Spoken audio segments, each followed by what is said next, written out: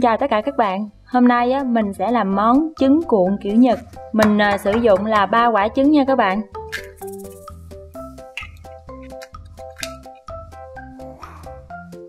Mình cho vô trong đây là một chút xíu muối, khoảng 1/4 muỗng cà phê ha, một chút xíu đường và một chút xíu sữa.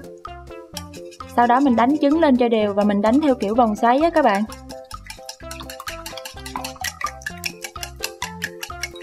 Mình cũng cắt một chút xíu hành để lát nữa rải lên trên mặt trứng ha. Bây giờ mình sẽ bắt đầu chiên trứng.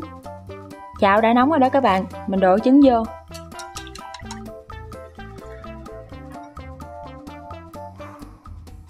Sau đó thì mình sẽ khuấy liên tục luôn để cho nó có cái dạng kết cấu như thế này nè các bạn. Bây giờ mình nghiêng chảo lên và mình cuộn trứng từ từ từ trên đi xuống dưới nha các bạn. Mình chiên cái trứng này là cần cái sự kiên nhẫn lắm luôn các bạn. Mình nghiêng chảo cho nó cao cao lên một chút nữa các bạn. Và đợi cho cái phần mép trứng ở dưới đây nó chín đó. Sau đó mình túm vô. Bắt đầu 1, 2, 3 là hắt nha. Au. Wow. Mình giữ yên cho nó chín cái phần ở phía dưới nha các bạn. Vậy là đã xong rồi đó các bạn. Đơn giản ha. Mình cho trứng lên trên cơm như thế này. Và sau đó cắt ra để coi thử như sao ha.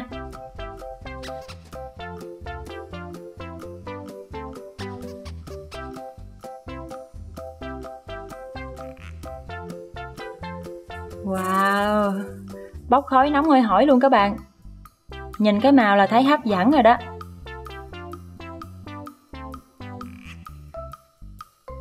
Cuối cùng là mình sẽ rắc hành lá lên trên ha.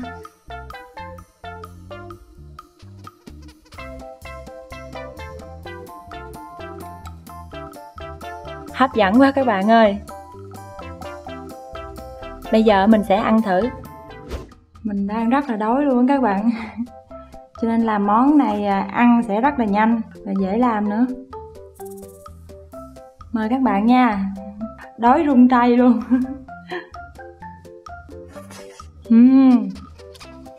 Rất là béo các bạn, mềm béo.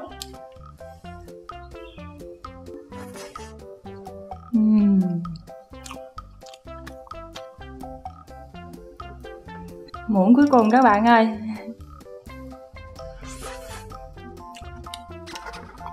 Quá tuyệt vời các bạn.